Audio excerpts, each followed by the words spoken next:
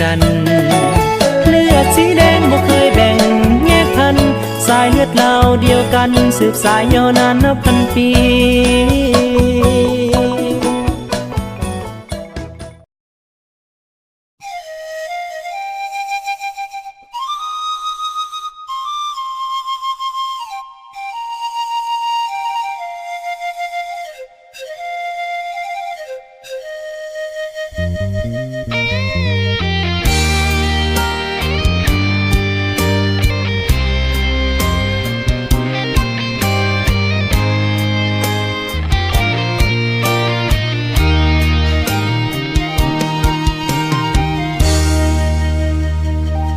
ชีวิตเกิดมา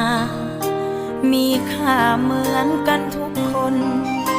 ฐานะมั่งมียากจนล้วนแต่เป็นคนเดินทางเริ่มจากยุคศูนย์แต่ต้นทุนมาบ่เท่ากันคุณค่าความเป็นคนนั้นสำคัญความงามน้ำใจลิขิตขีดไว้มีภัยอยากเกิดมาจนโชคดีได้เกิดเป็นคนดิ้นรนสู่ชีวิตไปสองมือสองขามีหูมีตามีลมหายใจชีวิตเลือกเกิดบ่ได้ต่างมีจุดหมายปลายฝันทุกคนคนยอมหักคนอุทิศตนยอมเสียสละส่วนสู่ผู้ที่ด้อยกว่าให้ความเมตตา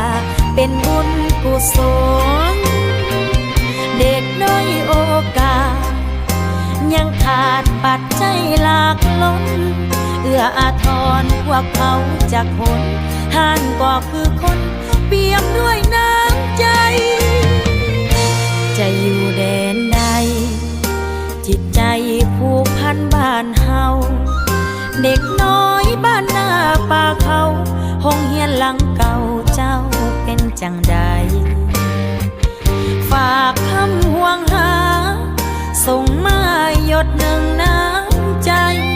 ช่วยเหลือส่วนเสื้อเฮาได้สุดแสนภูมิใจเกิดร่วมเผ่าพันธุ์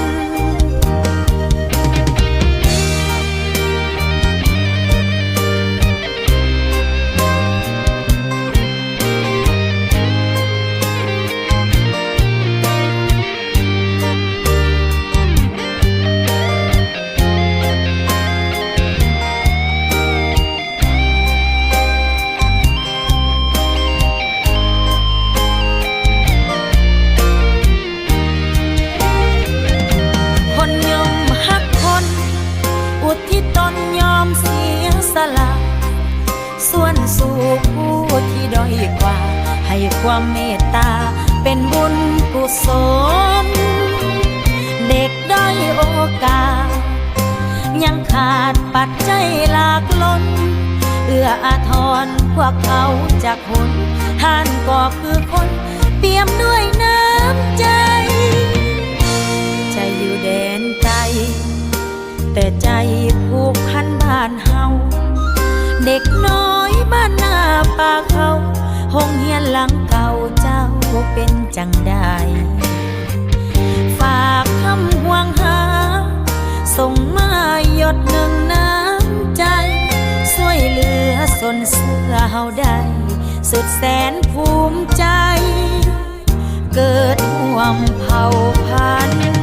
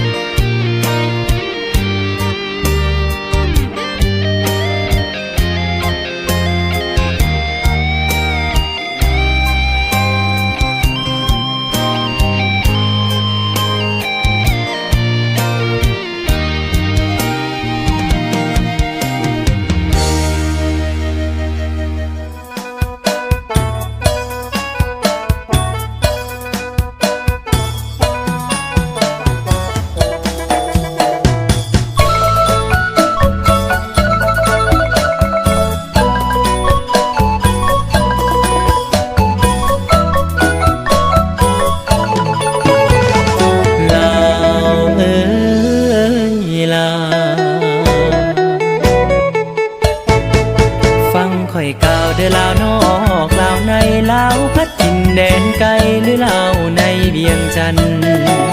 เลือดสีแดงบ่เคยแบ่งแยกพันสายเลือดลาวเดียวกันสืบสายยาวนานนับพันปี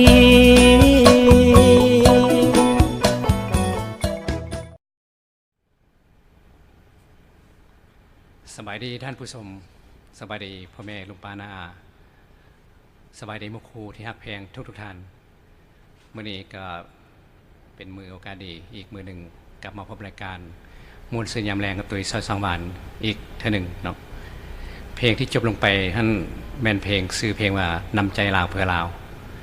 ซึ่งกำลังดังและก็กำลังฮิตบอกว่าไปงานใดนักศิลปินหลายทานเอาไป cover ไปฮ้องอยู่ในงานในค่ำคืนนั้นและหลายท่านก็คงแปลกใจว่าอยากรู้ว่าเป็นไผเป็นคนแต่งสำหรับเพลงนี้มื้อนี้ข้าพเจ้าได้มีโอกาสเสือเชิญเอานักเขียนนักประพันธ์คนนี้มาโอลมกับพี่กับน้องกับหมู่กับโคว่าเนื้อหาสาระกับเกี่ยวกับเพลงนี้ไปมาจังใดก็ให้เพื่อนนั้นมาอธิบายให้พี่ให้น้องให้หมู่ให้ครูได้ฟังกันเนาะเอาขอเชิญพบกับอาจารย์เขียดอินทรวงศ์ขอเชิญอาจารย์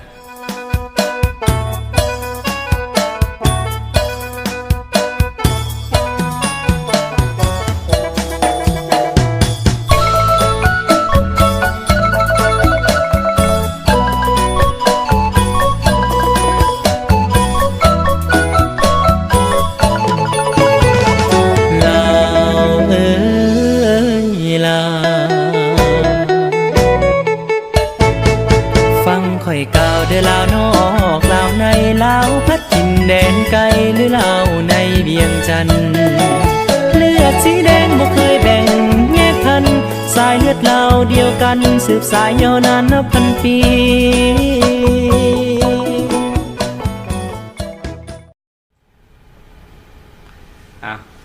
สบายดีอาจารย์สบายดีอันนี้แม่นอาจารย์เขียดอินทรวงศ์ซึ่งเป็นนักเขียนนักประพันธ์เพลงนำใจลาวเพื่อเราซึ่งกำลังฮิตทุกงานบอกว่านักศิลปินอยู่ในเขตเอาแบบนี้เลยว่าอยู่ต่างรัฐต่างอย่างเพิ่นเอาไปโคเวอร์ห้องอยู่ในงานนั้นอันนี้มันเพิ่นเป็นนักเขียนนักประพันธ์ได้เสือเชิญเอาเพิ่นมาโอ้ลมกับพี่กับน้องมื้อนี้เป็นจังได๋อาจารย์สำหรับเพลงนี้นำใจลาวเพื่อเรานี่โอ้สบายดีเป็นไปมาจังได๋สบายดีอธิบายให้พี่ให้น้องให้หมู่คนได้ฟังเป็นจังได๋ก็ได้เบิดก็ขอขอบใจกันทั้งอันนั้นรายการมวลเสือยามแรงของตุ๋ยซอยสังวานเนาะแล้วก็มื้อนี้ได้มามีโอกาสได้มาเยี่ยมยามมาลาห้องทรงมาลาสตูดิโอไฟเสียงสีครบเพียบที่อาจารย์ตุ๋ยเพิ่นเกินมาเมื่อกี้นี่ว่านักเขียนนวพัฒน์ขน่อยกับผู้ขานี่ครับเป็นมือสมัครลินซื้อหรอกยังบ่ทันอันนั้นบ่แม่นสมัครลินแต่งเพลงไล่เพลงดังทุกเพลงบ่ว่าน้องอินแต่งนี่คือเพลงจบไปเมื่อกี้นี่นำใจลาวเพื่อลาวนี่นำใจลาวเพื่อลาวนี่โอ้ยไปทางใดนี่เฮ็ดคนนำมาฮ้องตลอดพิเศษสุดในน้องโกนี่น้องโกตัวโตนี่โอ้ยมักสุดใจเพลงนี้แล้วท้องยามใดน้ำตาไหลยามนั้นโกเพราะว่าสบายดีแล้วน้องโกด้วยกันเบิ่งรายการนี้เวียงอนามัยนักฮ้องอยู่วินิเปกอันนี้เป็นกับมุมักเป็นมาจากไหนก่อนจะเขียนเพลงนี้ขึ้นมาโอ้ที่มาที่ไปของเพลงนี้เนาะก็แม่นว่าทั้งอันนั้น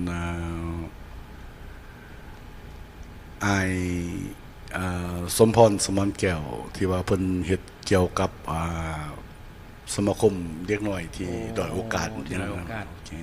เพิ่นว่าเพิ่นจะได้เพลงประจำสมาคมของเพิ่นว่าซั่นเพิ่น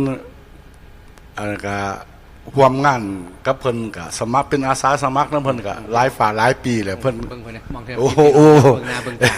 เขียนเพลงหน้าตาเป็นจังได๋ว่าซั่นนี่ตัวจริงเสียงจริงเป็นอาสาสมัครนำเพิ่นก็หลายฝ่าหลายปีแล้วเพิ่นก็เลยว่าอยากได้เพลงตัวนี้ก็เห็นว่าเอาคนวงในนี่แหละที่ว่ามันหูเหนือในกันดีว่าซั่นซะก็เลยเขียนให้เพิ่นร้องเบิ่งเนื้อหาสาระเกี่ยวกับเนื้อหาก็เกี่ยวกับเรื่องการเด็กน้อยที่ด้อยโอกาสเด็กน้อยที่ด้อยโอกาสจุดประสงค์ก็เพื่ออยากให้มีความฮัก ความเห็นอกเห็นใจครับผู้คนที่เขาด้อยโอกาสของเฮาก็คือเบิ่งใส่สภาพบ้านเฮาเนาะผู้อยู่บ้านป่าค้าด้อยจังซี่การความเจริญมันก็บ่ไปถึงจังซี่แต่ว่าจึงแต่งบทเพลงนี้ขึ้นมาแม่นล่ะเพื่อให้สมาคมนี้โดยเฉพาะนะครับเพื่อทุกๆคนให้มีจิตสำนึกหักแม่นที่ด้อยโอกาสแม่นพอนั้นเขาอยู่บ่อนเพิ่นนี่มันอยู่ชนบทเพิ่นทุกแถบธุรกันดารเพิ่นนี่ว่าคนเฮามันต้นทุนมันบ่คือกันไงมันบ่คือผู้บางคนพอสดๆเป็นท่อนนึงวรรคนึงให้พี่ให้น้องได้ฟังได้บ่สดๆเอาเสียงสดๆจากอาจารย์คนแต่งเพลงนี้ขึ้นมานี่เอาจังซั่นนั่นบ่เอาลองเบิ่งเอาฟังเสียงสดจากอาจารย์เขียดอินทรวงศ์ซึ่งเป็นนักเขียนเพลงน้ำใจลาวเพื่อลาวเนี่ยโอ้อยากฟังสด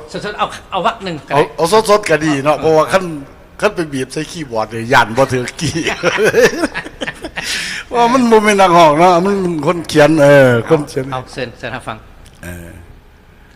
ชีวิตเกิดมามีค่าเหมือนกันทุกคนฐานะมั่งมียากจนล้วนแต่เป็นคนเด้อท่านเริ่มจากจุดศูนย์แต่ต้นทุนมาบ่เท่ากันคุณค่าความเป็นคนนั้นสำคัญความงามน้ำใจขอบใจเนื้อหาสละเยี่ยมกะคนเฮาเนาะมันเกิดมามันก็ต้นทุนมันก็มาบ่เท่ากันเนาะแม่นบ่มีผู้ใดอยากเกิดมาเพื่อสิ่งนี้เนาะทุกคนก็จะเกิดมาที่ว่ามีทุกสิ่งทุกอย่างเพียงพร้อมอยู่ในชีวิตแต่ว่าเขาเลือกเกิดบ่ได้แต่ว่าในที่นั้นเขาก็มีความฝันของเขาได้คนที่อยู่บ้านนอกบ้านนาแม่นเฮาก็เคยอยากจนมาก่อนเฮาสิจะก้าวมาถึงจุดนี้ได้เฮาก็ทุกๆคนเฮาก็ผ่านความทุกข์ความยากมาแม่นเข้าใจแม่นเราเป็นยังแปลกใจว่าเป็นยังจึงไปเลือกเอาน้องอินแตงมาเป็นคนคำร้องเพลงนี้นักร้องล้าอยู่เมืองลาวเฮาก็ล้าคนเราเป็นยังไปคือว่าจุดเจาะจงใส่นอกผู้นี้นักร้องอินแตงนี่โอ้คืออินแตงนี่แต่รู้สึกว่าเพิ่นเป็นคนที่มีจิตใจงดงามเพิ่นมักช่วยเหลือเพิ่นมักช่วยเหลือผู้นี้แล้วก็คิดว่าถ้ามอบเพลงนี้ให้เพิ่นแล้วแปลว่าอารมณ์เพลงเพิ่นนี่จะไปก่อนนักร้องคนอื่นขีด1 2ขีดซะนะเพราะแต่ว่าคนอื่นก็มีจิตใจดีงามเพื่อกันแต่ว่าคืออินแตงเนี่ยเฮาประจักษ์ความจริงเขาก็อยากแต่งให้หลายๆคนอยู่แต่ว่าเขามีเพลงเดียวสำหรับเพลงนี้ก็เลยเลือกมาอินแตงเป็นตัวแทนในการถ่ายทอดอารมณ์เพลงโอเคเนาะก็ท่านที่ได้ฟังผ่านไปจากอาจารย์เขียนอินทรวงศ์เป็น นักประพันธ์นักเขียนเพลงน้ำใจลาวเพื่อลาวที่ว่ากำลังฮิตอยู่ในต่างประเทศแล้วก็อยู่ในนอกประเทศต่างรัฐต่างเมืองเอาไป cover กันหลายเมื่อวานงั้นเนาะซึ่งเพลงนี้ก็มีความหมายสำหรับเด็กน้อยผู้ด้อยโอกาสทั่วโลกซึ่งมอบให้สมาคมช่วยเหลือเด็กไอสมพรอันเป็นเด็กศิษย์เนาะแต่ว่าทุกคนสามารถเอาไป cover ได้แต่บ่สังวนเด็กศิษย์บ่สังวนเด็กศิษย์เอาระยะต่อไปก่อนจะมาร่วมกับอาจารย์เขียดต่อไปเนาะพักจังหน่อยแล้วจะมาพบกันในช่วงระยะต่อไปอาจารย์ได้พอกัน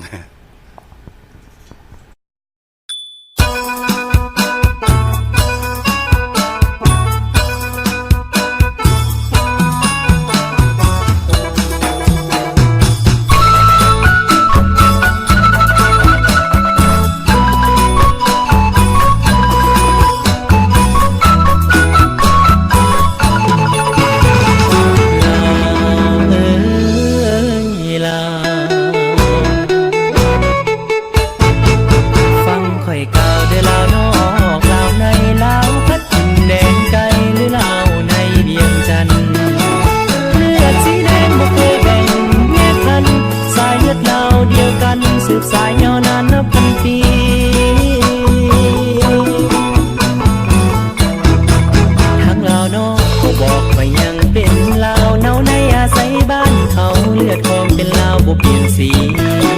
ฮักของเป็นลาวของเขานี่ประเพณีเสื้อพันซาดลาวเฮานี่เฮาต่างล้วนมีเลือดสีเดียวกันฮักกันแข่งกันว่าเด้อหมู่เฮาบ่มีใครฮักเราคือกับคนลาวฮักกันเลิศค่าคนมองแต่ข้างบางอย่างเห็นบ่เหมือนกันมีอาจมองแบ่งกันแห่งความสัมพันธ์เสื้อสายเลือดลาวคนลาวสิตกอยู่ฝากฟ้าแดนใดลาวไทยเหนือกลางใต้ต่างมีหัวใจฮักความเป็นลาว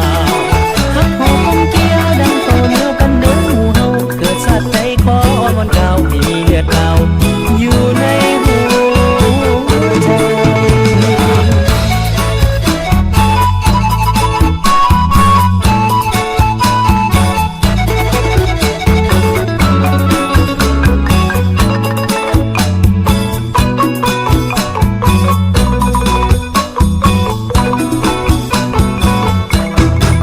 ฟังข่อยกล่าวเด้อลาวนอกลาวในลาวพัดถิ่นแดนไกลหรือลาวในเวียงจันทน์เลือดสีแดงบ่เคยแบ่งแยกพันสายเลือดลาวเดียวกันสืบสายยาวนานนับพันปี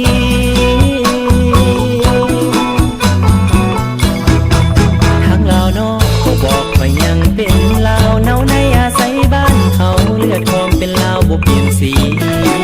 ฮักของเป็นลาวของเขานี่ประเพณีเสื้อพันซาดลาวเฮานี่เฮาต่างล้วนมีเลือดสีเดียวกันฮักกันแข่งกันว่าเด้อหมู่เฮาบ่มีใครฮักเราคือกับคนลาวฮักกันเลิศค่าผมมองแต่ข้างบางอย่างเห็นบ่เหมือนกัน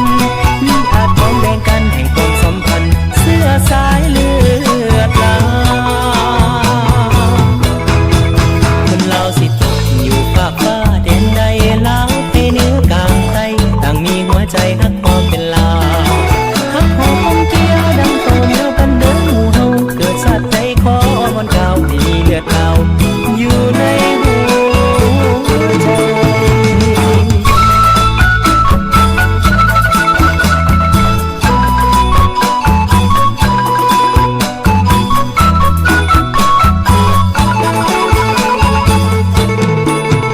ฮักกันแข่งกันว่าเด้อหมู่เฮาบ่มีใครฮักเราคือกับคนลาวฮักกันเลิศค่าผมมองแต่ข้างบางอย่างเห็นบ่เหมือนกันมีอาจมองแบ่งกันแห่งความสัมพันธ์เสื้อสายเลือดลาวคนลาวสิตกอยู่ฝากฟ้าแดนใดลาวไทยเหนือกลางใต้ต่างมีหัวใจฮักความเป็นลาวฮักหอมเกี่ยวดังโตเหนียวกันเด้อหมู่เฮาเกิดชาติใจขอวันเก่าที่มีเลือดลาวอยู่ในหัวใจ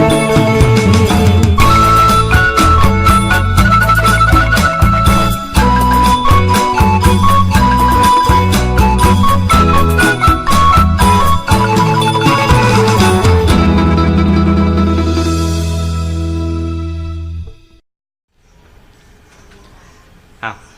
สบายดีเป็นระยะที่สองก็ที่จบไปฮั่นเป็นเพลงเลือดสีเดียวกัน แล้วก็เป็นเพลงไตเติ้ลของรายการของข้าพเจ้ารายการเป็นเพลงไตเติ้ลมวลซืนยามแรงก็เป็นนามปากกาของอาจารย์เคียดอินทรวงศ์เป็นคนเขียนเองสำหรับเพลงเลือดสีเดียวกันนี่เนาะเป็นเพลงผลงานใหม่ล่าสุดที่เพิ่นเขียนออกมาเอาว่าจะได้อาจารย์สำหรับเกี่ยวกับเพลงที่จบลงไปเมื่อกี้นี่เลือดสีเดียวกันนี่มีจินตนาการแบบใดซึ่งจึงเขียนเพลงนี้ขึ้นมา สำหรับเพลงเลือดสีเดียวกันนี่ก็ขอขอบใจทั้งลาวทีวีแคนาดาที่ว่า เป็นสปอนเซอร์ เป็นสปอนเซอร์เพิ่นให้โอกาสเพิ่นอยากได้เพลงหนึ่งที่ว่าให้มีความหักความสามัคคี พี่น้อง แล้ว เรา ก็ซาบซึ้งในความซาบซึ้งในความเป็นลาว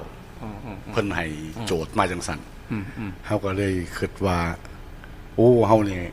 เกิดมาเป็นคนลาวเนาะเฮาสิมาอยู่พี่อยู่ต่างบ้านต่างเมืองเฮาก็ยังเป็นลาวอยู่คือเก่าแม่อันนี้ เลือดเฮาอยู่เมืองลาวก็สีแดงกลับ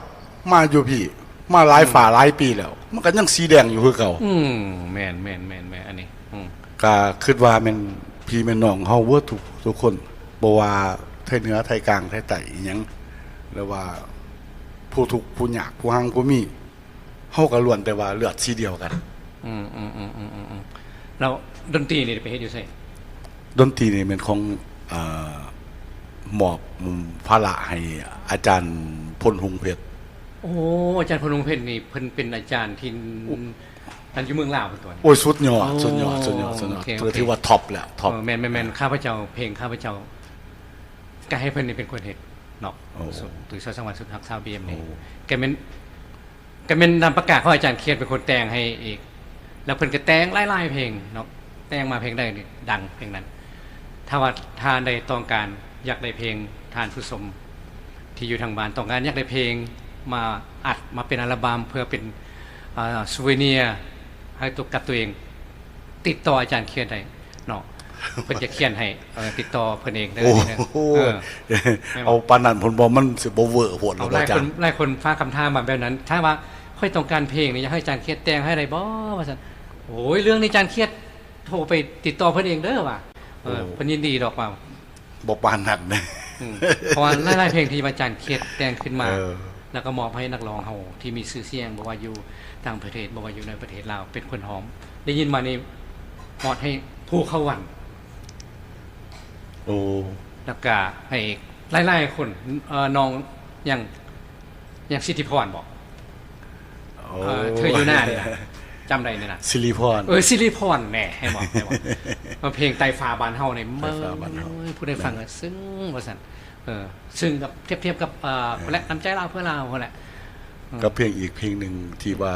ตอนน้ำท่วมตอนเขื่อนแตกอัตตปือซื้อเพลงยังไงนะตัวนั้นมันอันนั้นมันเสร็จน้ำตาสนามไส้น้ำใจเล่าเสร็จน้ำตาสนามไส้ไม่เพื่อเป็นคนคำหอมเพลงอินแตงโอ้เคยได้ยินเนี่ยเห็นบอกนั่นข้าพเจ้าเนี่ยก็โอ้ยบ่ได้อัปเดตตัวในเรื่องเพลงเพิ่นยังมีหลายๆเพลงที่เพิ่นแต่งดังๆขึ้นมาเนี่ยยังบ่ฮู้ได้นี่ฮู้เป็นบางภาคส่วนซื่อเอาระยะต่อไปเพิ่นยังมีอีกหลายๆเพลงเนาะสนับต่อไปนี่พบกับเพลงฮักซาวบ้านไก่ก็เป็นนามประกาศเป็นคนแต่งแต่ว่าข้าพเจ้าเป็นคนร้องขอเชิญรับสมาฟังเรายังกลับมาลงกันไหม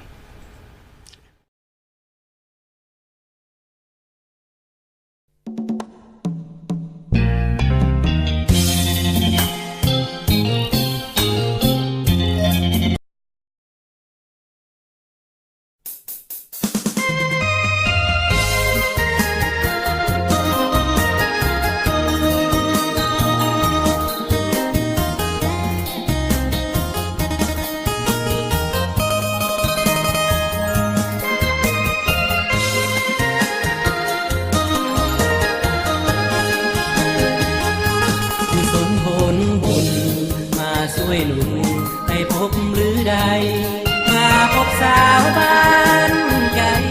บ้านน้องอยู่สายสง่ามสง่าวาดทรงสวยเด่นมาพบเห็นนักบ้าบุญตา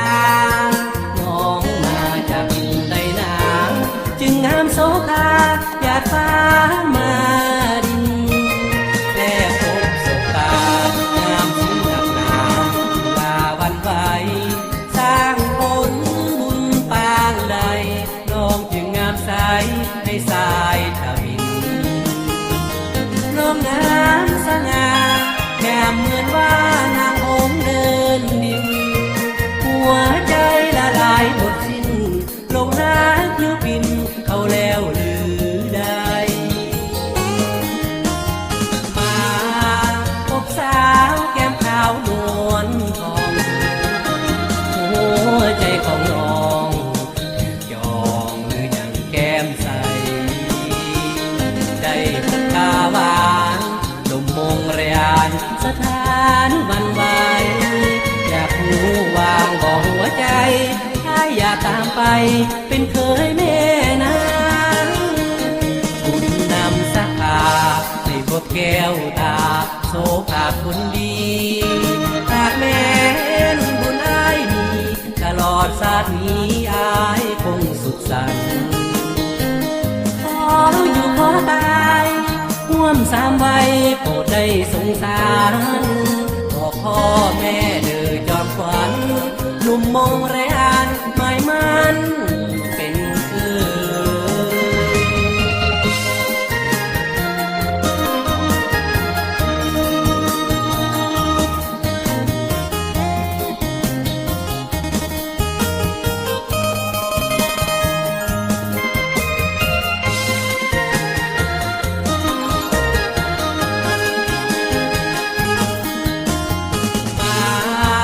พบสาวแก้มขาวนวลทองหัวใจของน้องถูกจองหรือยังแก้มใสได้พบตาหวานลมมงเรียนสถานวันไหวอยากหูวางบอกหัวใจถ้าอยากตามไปเป็นเคยแม่นางบุญนำสักกาให้พบแก้วตาโสภาคนดีหากแม่นบุญอ้ายมีตลอดชาตินี้อ้ายคงสุขสันต์ขออยู่ขอตายร่วม3 วัยโปรดได้สงสารบอกพ่อแม่เด้อจอมขวัญหนุ่มมองไรอ่านหมายมันเป็นคือ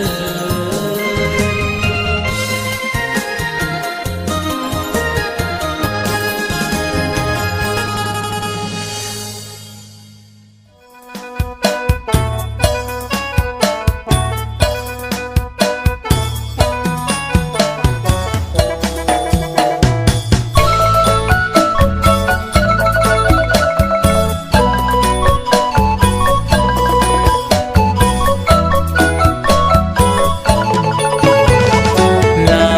วเอ้ยลาวฟังข่อยกล่าวเด้อลาวนอกลาวในลาวพัดถิ่นแดนไกลหรือลาวในเวียงจันทน์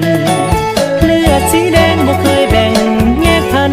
สายเลือดลาวเดียวกันสืบสายยาวนานนับพันปี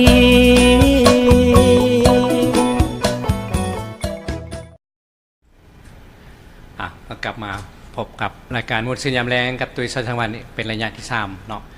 เพลงที่จบไปซื้อเพลงว่าฮักสาวบ้านไก่ซึ่งเขียนโดยอาจารย์เขียดอินทรวงศ์มอบให้ข้าพเจ้าเป็นคนห้องกันหลายปีแล้วเพลงนี้ก็ยังมวนอยู่คือเก่าเนาะเป็นจังได๋สำหรับเพลงเกี่ยวกับเพลงฮักสาวบ้านไก่นี่มีจินตนาการจังได๋จึงเขียนเพลงนี้ขึ้นมาหรือว่ามีอดีตจังได๋ โอ้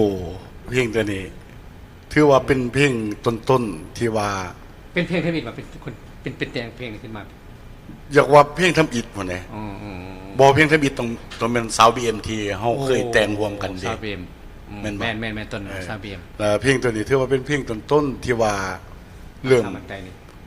เริ่ม รู้จักวิธีเขียนเพลง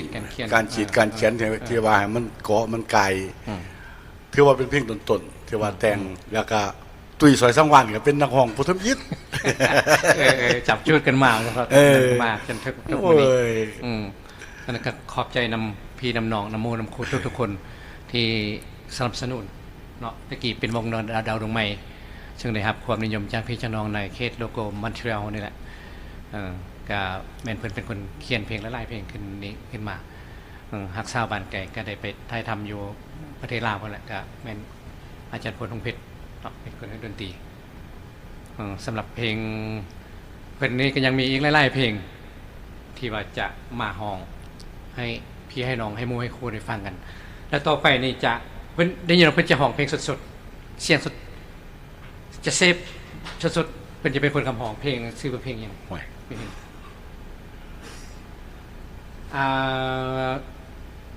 มีเสน่ห์ซ่าไม่ห่างโอ้ได้ยินว่าได้จากไล่ส่งบนเป็นล้านไรแล้ววะเพลงนี้อันนั้นยังบ่ทันถึงล้านยังน้อยหนึ่งหลายคนคงจะแปลกใจว่าเสน่ห์เศร้าไม่ห่างแม่นไพ่เป็นคนแต่งที่ว่าได้รับความนิยมจากหมู่คู่ทุกคนทุกแห่งนำไปโคเวอร์นำไปห้องบ่ว่างานบุญงานอย่างนี้คนนำเอาเพลงนี้ไปห้องบ่ว่าต่างรัฐต่างเมืองนี่เสน่ห์เศร้าไม่ห่างซึ่งต้นฉบับมันเพิ่นเขียนให้ผู้เขาวันเป็นนักร้องที่ว่าอยู่แถวหน้าของเมืองลาวเป็นคนห้องแล้วมื้อนี้ อาจารย์นักเขียนเพลงนี้จะห้องให้หมู่ให้ครูให้พี่ให้น้องได้ฟังกันสำหรับเพลงนี้เสน่ห์เศร้าไหมฮะ มันก็สิเป็นฟังอยู่บ่เนาะเป็นฟัง ข้าพเจ้าจะเล่นแบบสดๆให้ฟัง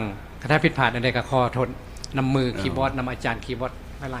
เนาะจะเล่นให้อาจารย์เขียนซึ่งเป็นคนแต่งเพลงนี้ขึ้นมา ผิดพลาดประการใดก็ โอเค ขอโทษขออภัยเด้อเพราะ โอเค ว่าเป็นคนแต่งเนอะบ่แม่นนักร้อง โอเคเอาฟังเบิ่งท่านผู้ชม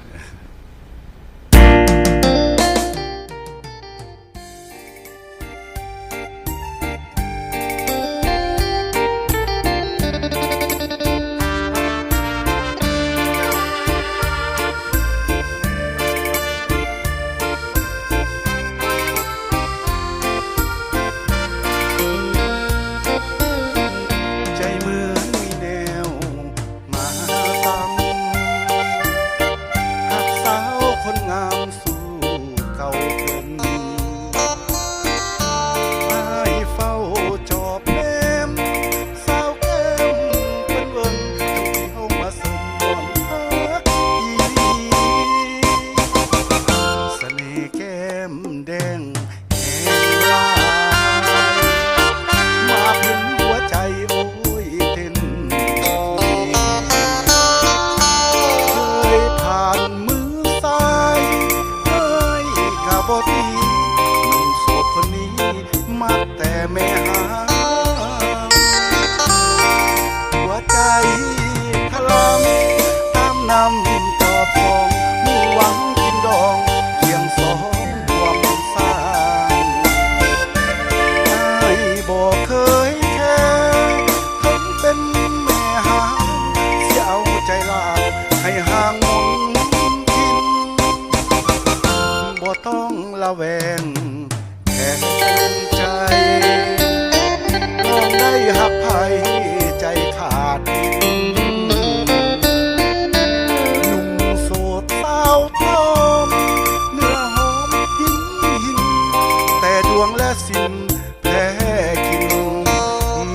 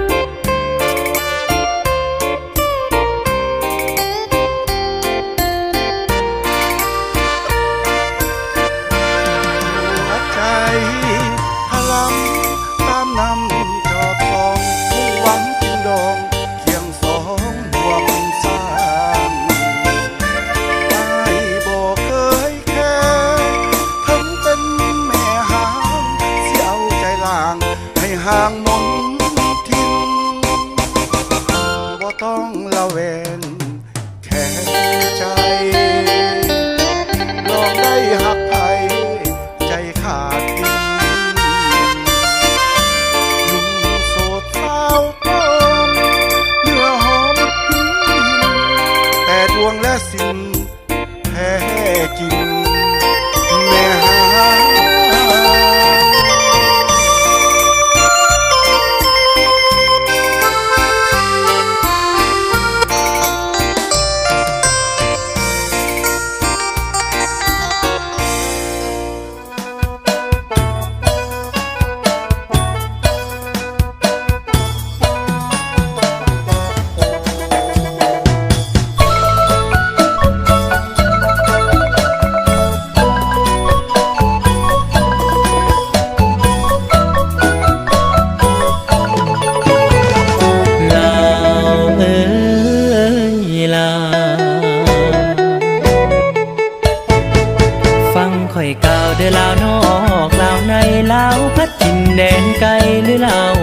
วียงจันทร์เลือดสีแดงบ่เคยแบ่งแยกทันสายเลือดเราเดียวกันสืบสายยาวนานนับพันปี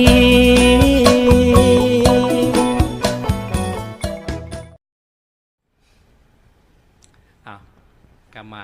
อีกระยะที่3 ที่ 4กันนี่ผ่านไปก็เป็นเพลงเสน่ห์เศร้าแม่ห่างเนาะเพลงนี้ได้รับความนิยม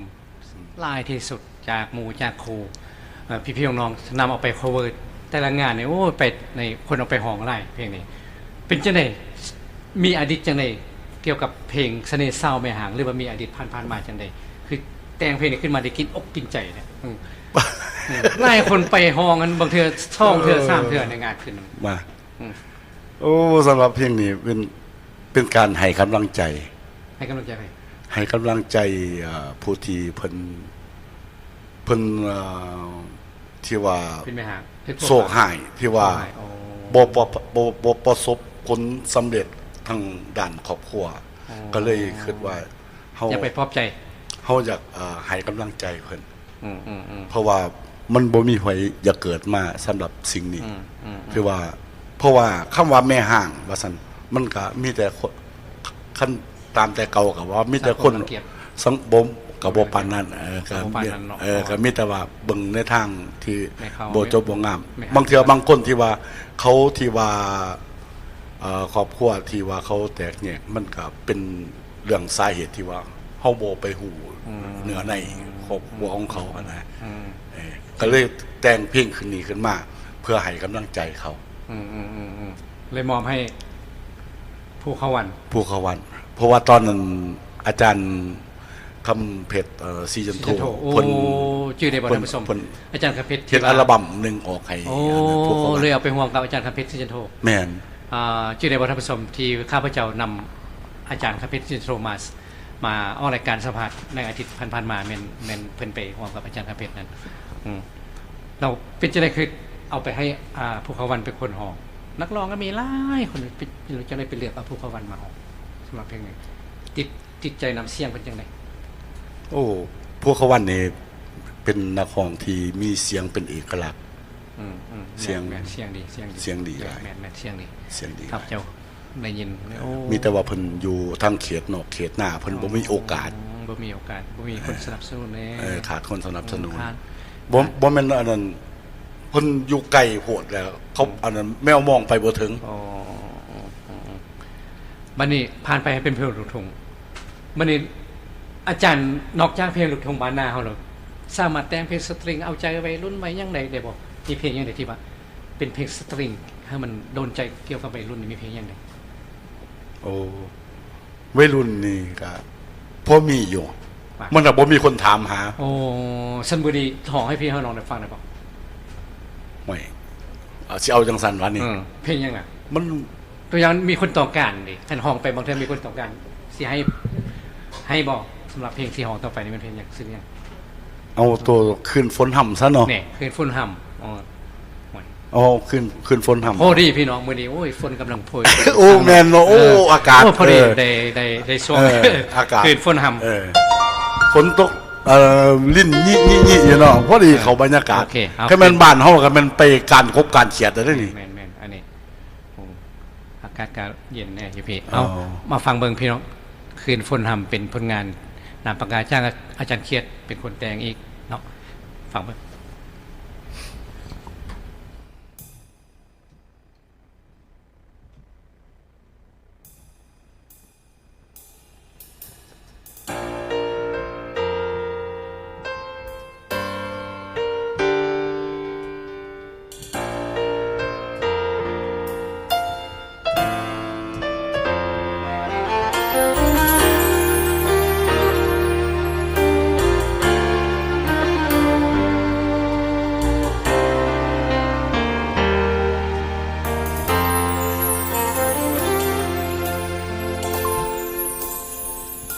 คิดถึงหน้ามนยามเมื่อฝนตกมานำครั้งหนึ่งเมื่อคืนฝนพรำงามคำเคยสบไปคำคืนสองเฮาต่างออดเว้าภาษาหัวใจดูดดื่มซึมซับอุ่นไอฝากไว้เป็นความทรงจำแม้ผ่านมาดนฟ้าเปลี่ยนฝนปีแล้วปีเล่าถ้านึงคิดถึงนงเงาคืนเหน็บหนาวเมื่อข้าวฝนฟ้าแลบแบบใจโซปุ่นไอผู้ใดคนลืมเมื่อคืนฝนหายบ่เคยจะจำน้ำคำสั่ง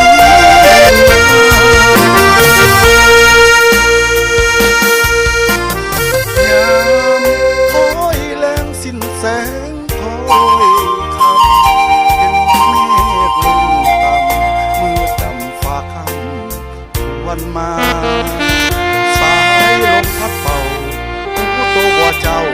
อายคันหาฟังเสียงฝนหล่นลงจากฟ้าคิดถึงแก้วตาเมื่อคืนฝน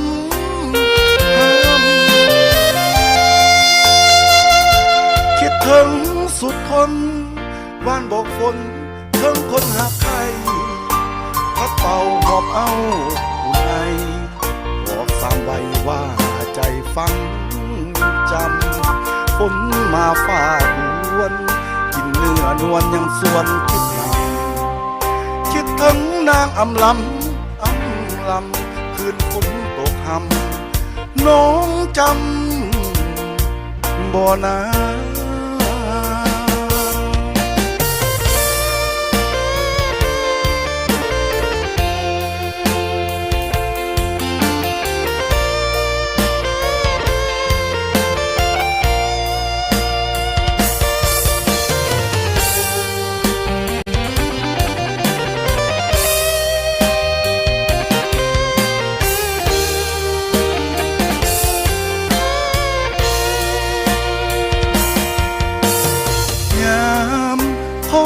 แรงสิ้นแสงคอยคำเห็นเมฆลงต่ำมือต่ำฟ้าคำวันมาสายลมพัดเป่าหูโตบ่เจ้าอายคันหาฟังเสียงฝนหล่นลงจากฟ้าคิดถึงแก้วตาเมื่อคืนฝน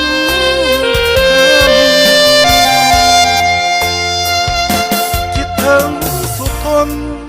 วานบอกฝนเพิ่งคนหาใครพัดเอาหอบเอาไงบอกสามใบว่าใจฟังจำฝนมาฝ่าวันกินเนื้อนวลยังส่วนคิดคิดถึงนางอำลำคืนฝนตกหำน้องจำบ่นา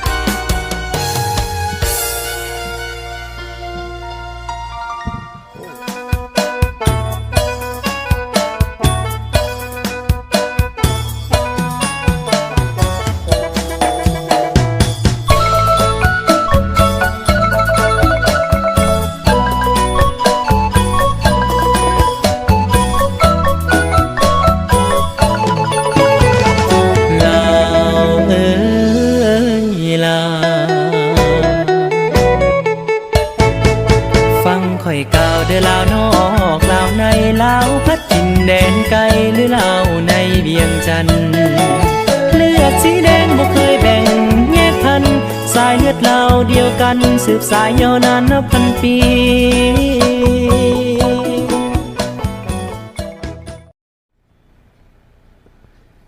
กลับมา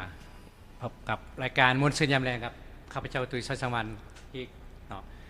ขอบใจนำทุกท่านที่ติดตามรับชมรายการอยู่ในขณะนี้เพราะว่าพี่น้องอยู่ต่างรัฐต่างเมืองเพราะว่าอยู่ในประเทศลาวเขากับเบิ้งมาสันเมื่อกี้ขอบใจหลายขอบอกขอบใจอาจารย์ดีใจบอก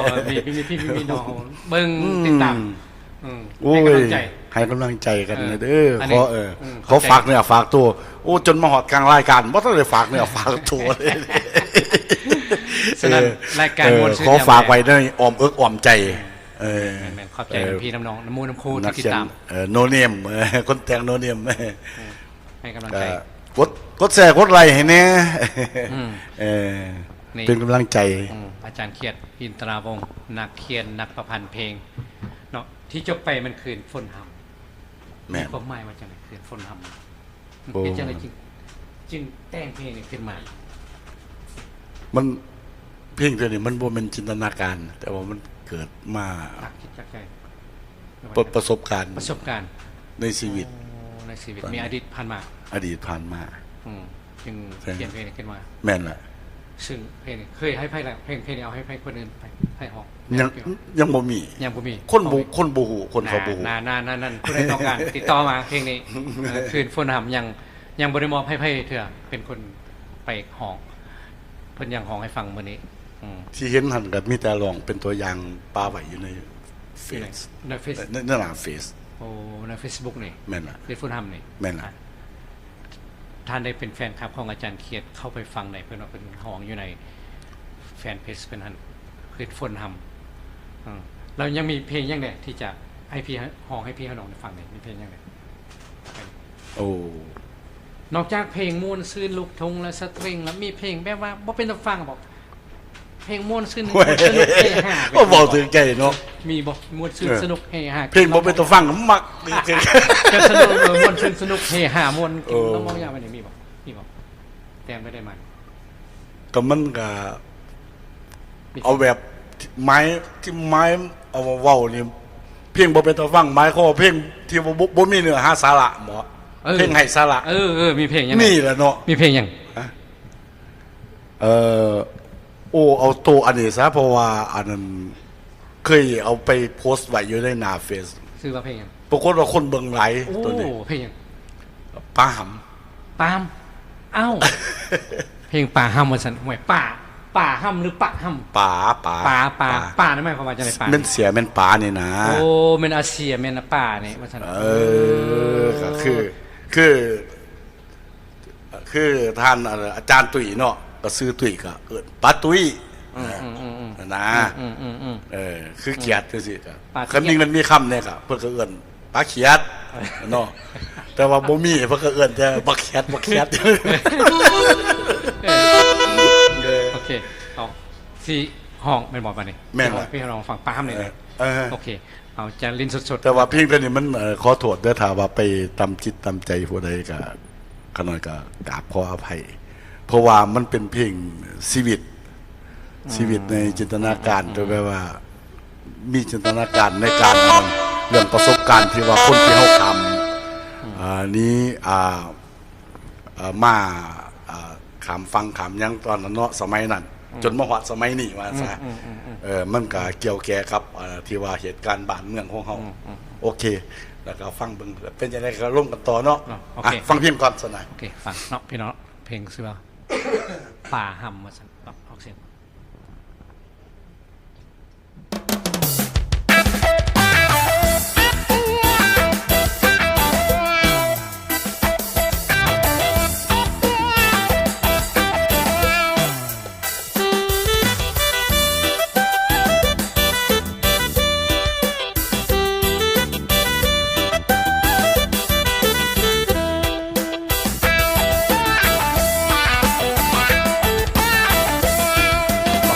เป็นลูกสายเดียวใหญ่จากพันข้าวเหนียวพักตะเกียวกุ่นคนอายุน้องตะบนจะคนเกิดเป็นโตเป็นคนเข้าเอินบ้าฐานะก็ลุ่มดอนตะกุนกำมาก่อนคนหาเศร้ากินคำเพราะที่ไทยเมื่อไม้เป็นประจำพาลาทุกที่ห้องต้องกากำเลื่อยมา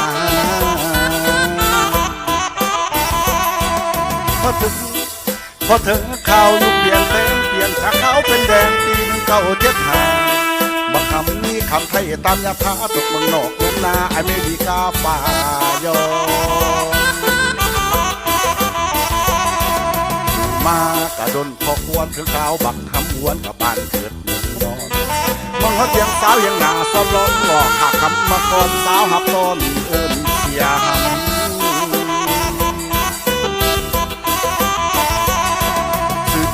สื่อว่าคำแพงโตทั้งดำทั้งเห็นสาวปันแปงรอลำฟังบ่อันเราเบียจากเสียหำสาวมาลูกมาคำสมบูรณ์ไปได้บ่ถึงเดือนเสียหำเดือนกับบ้านคำก็ยอยกเป็นเสียเป็นป้าบ่หำเบิดดอลลาร์สาวอำลาป่าหำ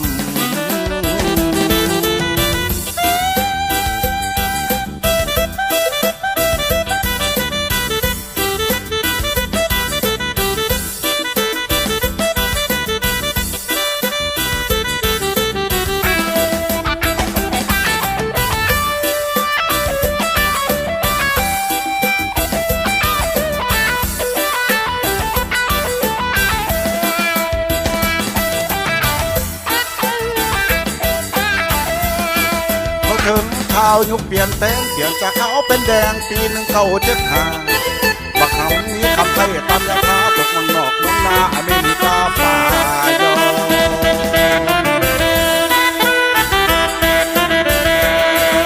ยู่มากระดนพอควรถึงเอาปักคำหวนกระบานเกินนอนเมื่อฮอดเรียกสาวเห็นหน้าสลดหลอกหักผมมาก่อนสาวหับตอนเอิ้นเสียหำ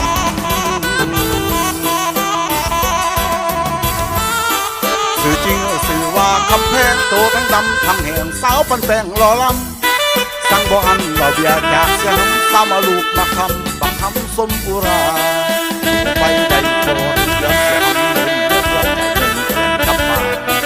ทำก็ย่อยกเสียเป็นตาพอหำเบิดดอลลาร์สาวอำลา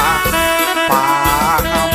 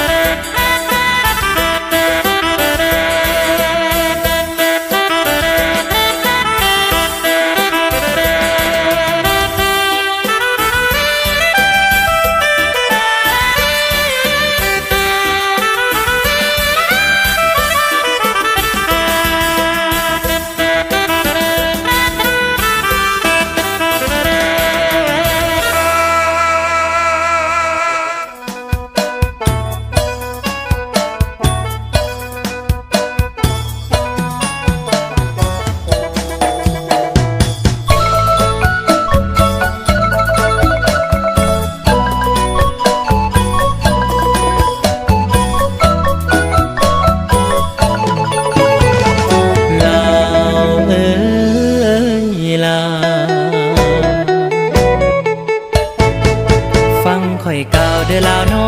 กลาวในลาวพัดถิ่นแดนไกลหรือลาวในเวียงจันทน์เลือดสีแดงบ่เคยแบ่งแยกพันสายเลือดลาวเดียวกันสืบสายยาวนานนับพันปี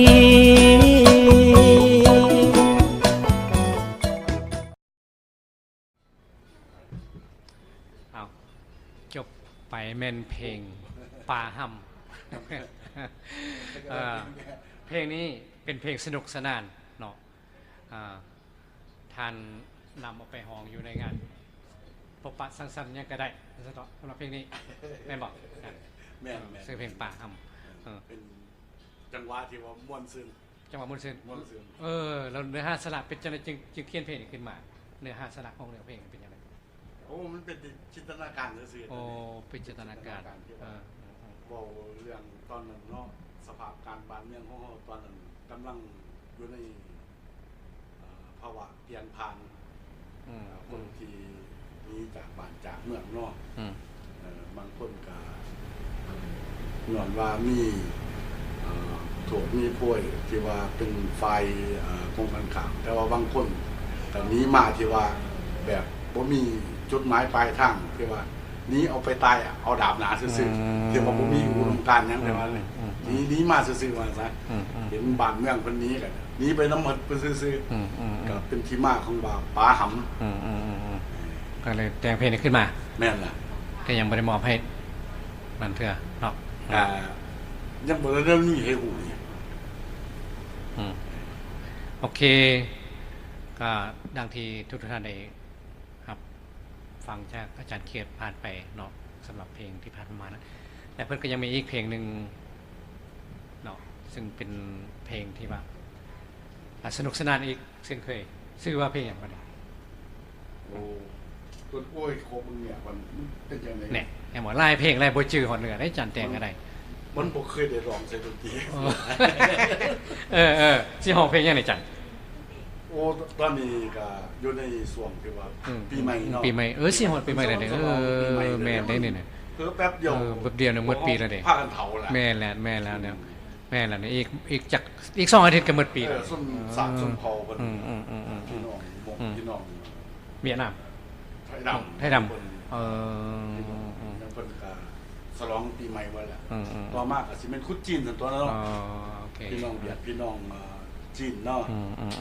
แต่ว่าเขาในเทศกาลจังซี่ครับเอาเป็นเพลงฮักสาวเวียดนามซะโอ้ฮักสาวเวียดนามชื่อเพลงมันจะฮ้องต่อไปนี้เนาะปีนี้ฮักสาวเวียดนามวันปีหน้าสิเอาเพลงฮักสาวจีนโอเคเอาท่านผู้ชม สำหรับเพลงที่เพิ่นจะห้องต่อไปนี้แม่นชื่อเพลงว่าฮักสาวเวียดนามเอาแบบสไตล์อาจารย์คำพูดทวีวันนะโอเคเพราะว่าโอ้ฟังจิตฟังใจหลายอาจารย์โอเคจบเพลงนี้ผ่านไปเนาะข้าพเจ้าตุยซอยสังวานพร้อมโดยอาจารย์เครียดพร้อมโดยแห่มรวงเป็นคนควบคุมออกอากาศสำหรับงานมวลซืนครับรายการมวลซืนยามแรงกับตุยซอยสังวานในค่ำคืนนี้ต้องอำลาพี่อำลาน้องอำลามู่ลำครูไปเนาะบางอย่างยังมาทุกท่านคงจะได้ครับความมวลซืนเนาะขอความกรุณาจากพี่เจ้าน้อยจมูกจะครูฟีดแบ็กหรือว่าคอมเมนต์มา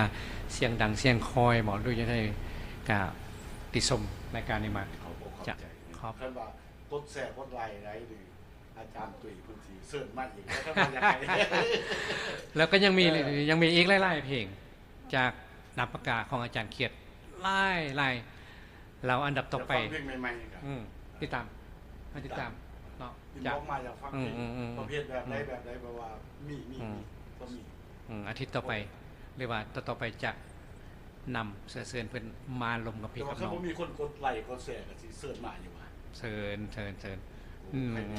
บางทีพี่น้องๆเบิ่งอยู่บ่อยากกดไลค์กันมิแต่ค่อยหมักค่อยบ่อยากกดไลค์กับผมเป็นอย่างพูดกับยาสีทองละมั่งเนาะยังมีหลายๆเพลงจากนามปากกาของอาจารย์เขียดเนาะสำหรับเพลงนี้ชื่อเพลงว่าฮักซาเวียดนามเนาะจบเพลงนี้ข้าพเจ้าพร้อมโดยอาจารย์เขียดและท่านแอร์มานวงเป็นคนควบคุมออกอากาศให้พี่น้องในเบิ่งคำคืนนี้คอมหลักอาจารย์พี่เจ้าน้องไปพบกันไหมโอกาสหน้าเนาะเอาสบายดีอยู่ร่วมกันฟังเพลงฟังเพลงนี้ก่อนยังไปอีกเพลงหนึ่ง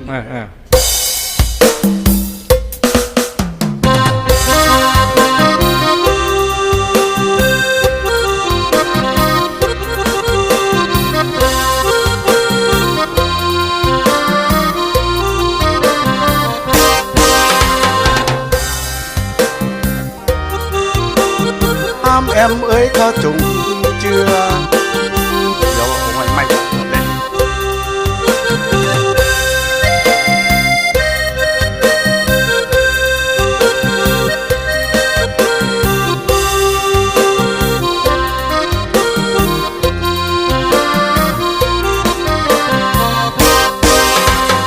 อายหักสาวเวียดนาม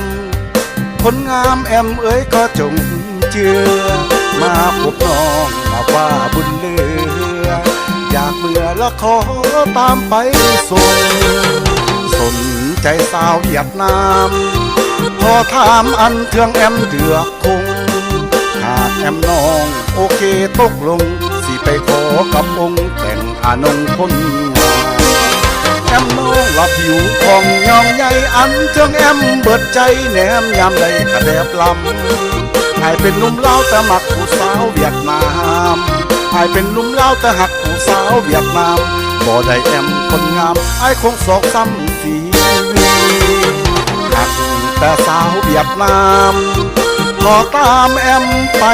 ทุกที่ดีเดาดีเห็ดดีเจ็ดเดาดีลูกเขาเหนียวคนนี้หักดีสาวเวียดนาม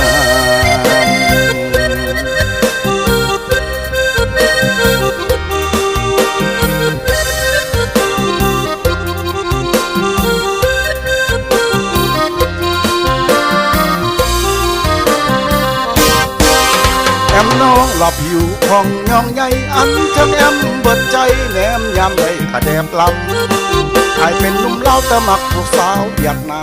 มให้เป็นนุ่มเล่าแต่หักผู้สาวเวียดนามบ่ได้แอมคนงามไอ้คงสอกซ้ำสีวีหักแต่สาวเวียดนามขอตามแอมไปทุกที่ดีเดาดีเห็ดดีเจ็ดเดาดีลูกเขาเหนียวคนดีหักอีลีสาวเวียดนาม